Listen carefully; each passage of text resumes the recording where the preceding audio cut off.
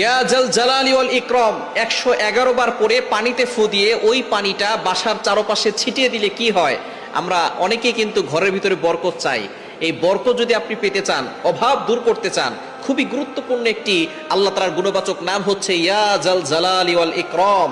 আল্লাহ পাক রব্বুল আলামিনের এই গুণবাচক নাম করে দোয়া করলে আল্লাহ তাআলা সেই দোয়াটা কবুল করেন। এটা আল্লাহ তাআলা নিজে বলে দিয়েছেন। কোরআন খুলেন 9 নম্বর পারা 13 নম্বর পৃষ্ঠার 4 নম্বর লাইন, সূরা আরাফের 180 নম্বর আয়াতে আল্লাহ বলছেন ওয়ালিল্লাহিল আসমাউল হুসনা ফাদউহু বিহা।